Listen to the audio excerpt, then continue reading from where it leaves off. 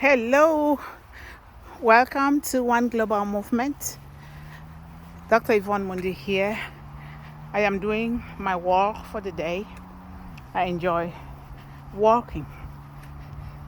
Whew. And I'd just like to sing to you today.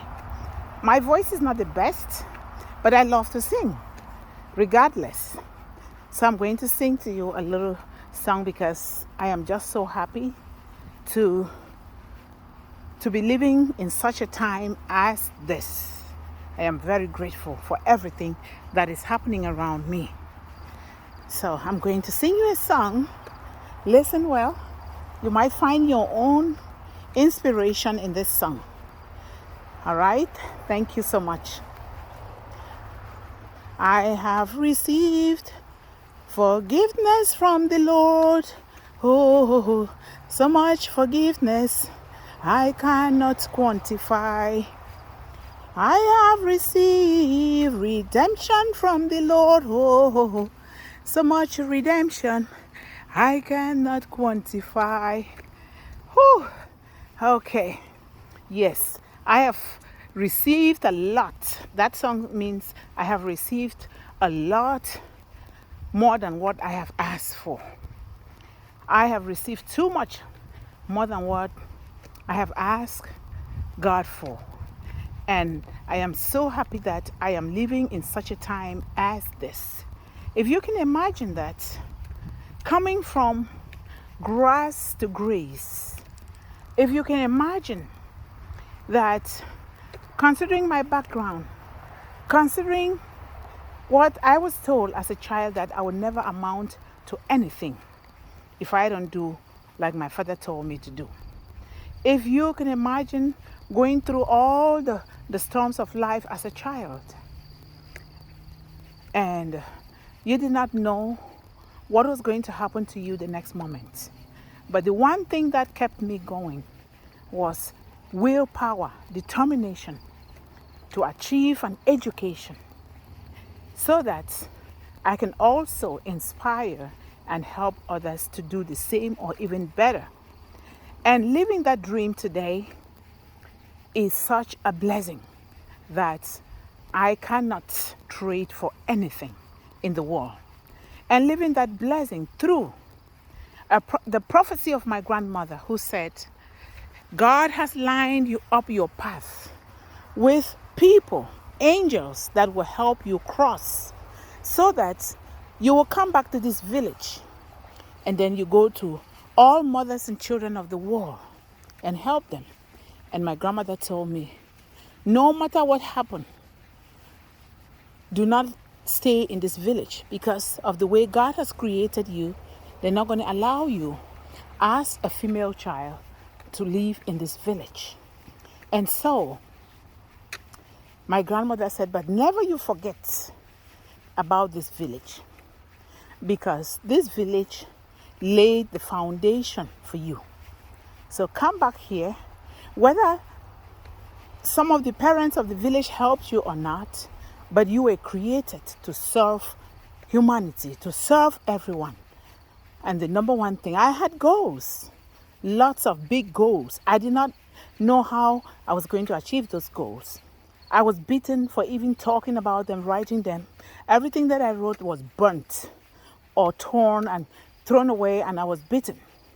And so, but I don't know why I was doing that, but I kept it alive. Even when I was sent to live in the bush for months. I lived in the bush for months, and I was still wanting to do what God put in my heart to do. I said I will acquire an education. And by the grace of God, I acquired that education. I became the very first female child with a bachelor's and a master's in that little village of less than 100 people. And now, recently, I am the first female child still from that village with a doctorate degree.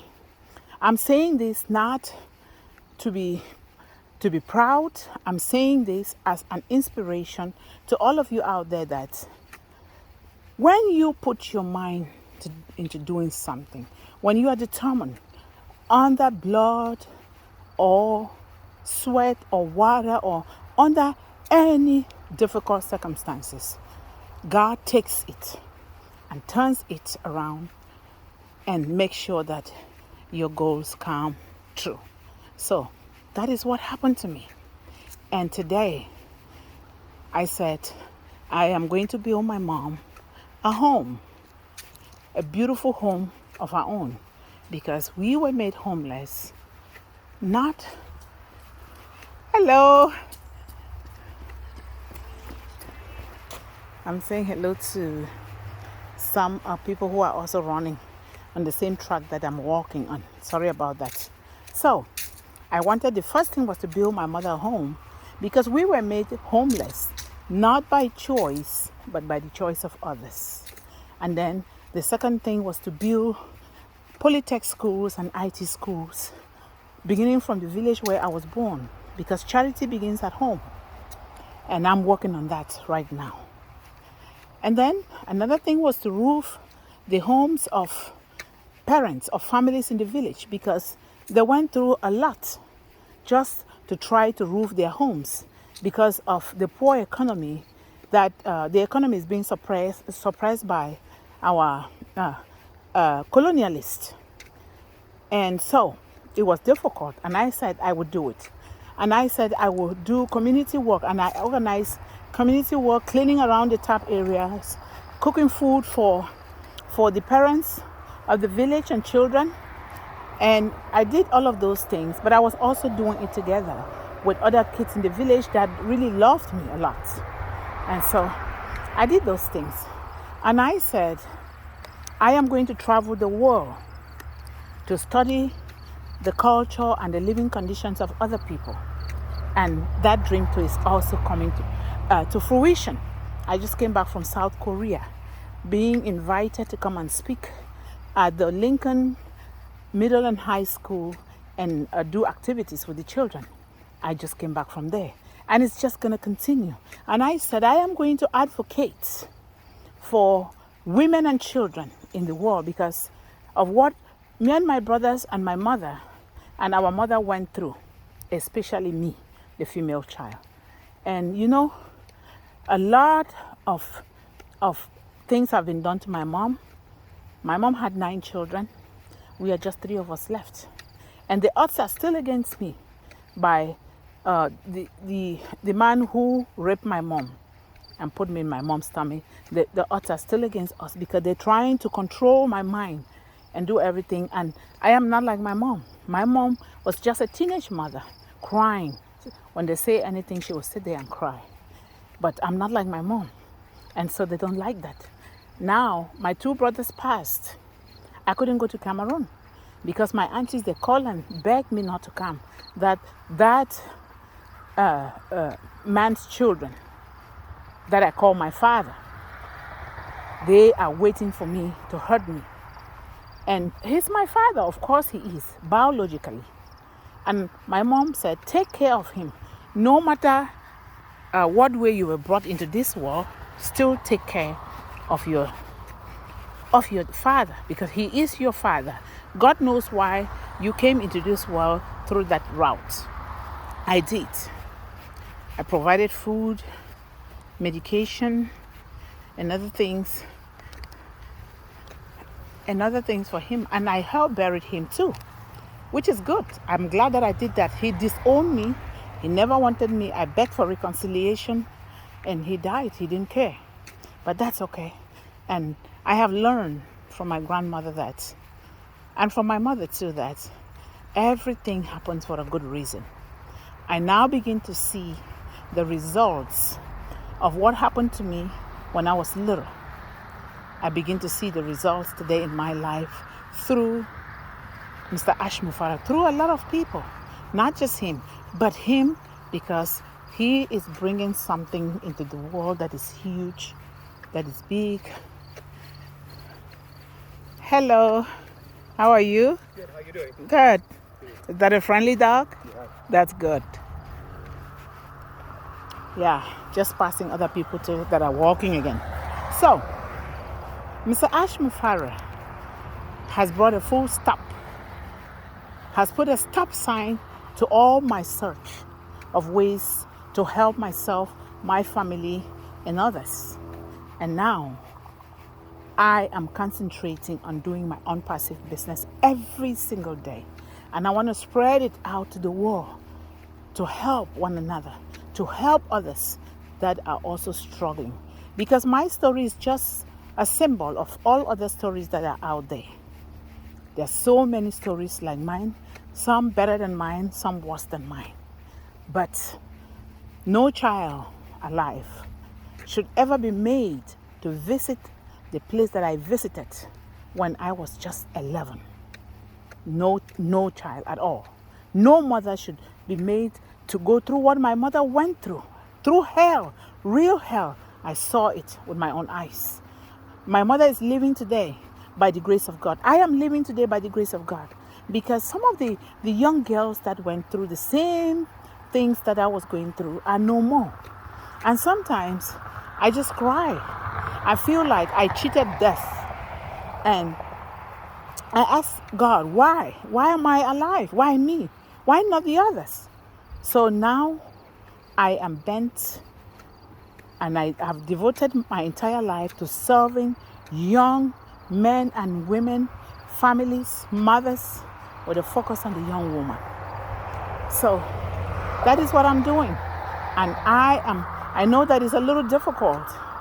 The beginning is always difficult, but guess what? That is how it's meant to be, because when it's difficult, you do it difficult. When it's hard, do it hard. Because when you choose to take things the easy way, easy come, easy go. And so I am determined, without having any prior IT knowledge, but I'm doing it because why? Mr. Ashmufara has made things so simple, even for the layman to understand, and I am getting them. Sometimes my son says, Mommy, you are educated. How come you don't know these little things? He does not understand.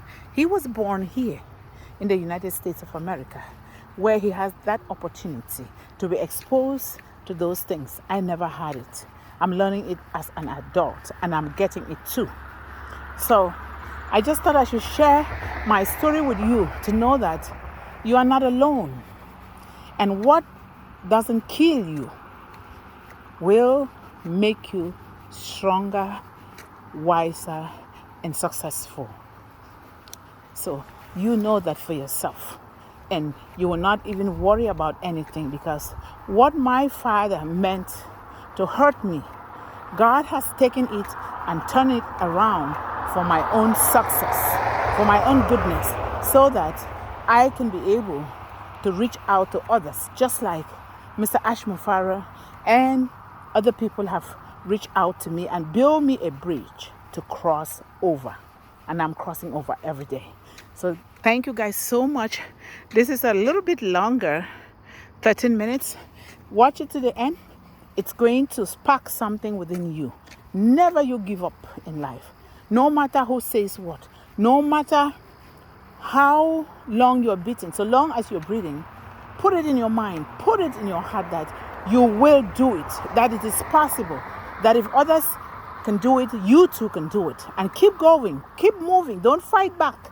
Just run away and try to save your own life.